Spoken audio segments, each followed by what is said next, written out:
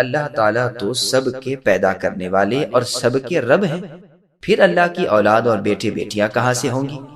سورہ بقرہ کی اس آیت کی تفسیر میں صحیح بخاری کی ایک حدیث قدسی میں ہے کہ اللہ تعالیٰ فرماتے ہیں، مجھے ابن آدم جھٹلاتا ہے، اسے یہ لائق نہ تھا، مجھے وہ گالیاں دیتا ہے، اسے یہ نہیں چاہیے تھا۔ اس کا جھٹلانا تو یہ ہے کہ وہ خیال کر بیٹھتا ہے کہ میں اسے مار ڈالنے کے بعد پھر زندہ کرنے پر قادر نہیں ہوں، اور اس کا گالیاں دینا یہ ہے کہ وہ میری اولاد بتاتا ہے، حالانکہ میں پاک ہوں اور بلند و بالا ہوں اس سے کہ میری اولاد اور بیوی ہو۔ یہی حدیث دوسری سندوں سے اور کتابوں میں بھی با اختلاف الفاظ مروی ہے۔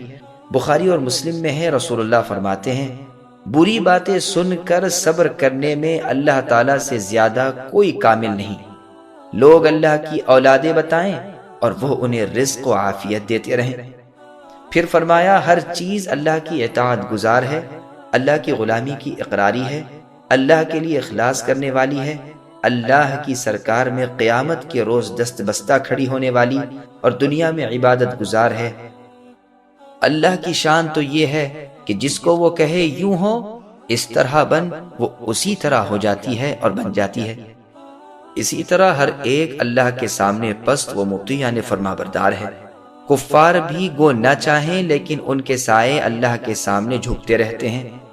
قرآن کریم نے اور جگہ فرمایا، وَلِلَّهِ يَسْجُدُ الآیہ، آسمان و زمین کی کل چیزیں خوشی و ناخوشی اللہ تعالیٰ کو سجدہ کرتی ہیں، ان کے سائے صبح و شام جھکتے رہتے ہیں۔ سبسکرائب کیجئے ہمارے چینل اور دبائیے بیل کا آئیکن تاکہ آپ کو ریگولر نوٹیفیکیشن اپڈیٹس مل سکے۔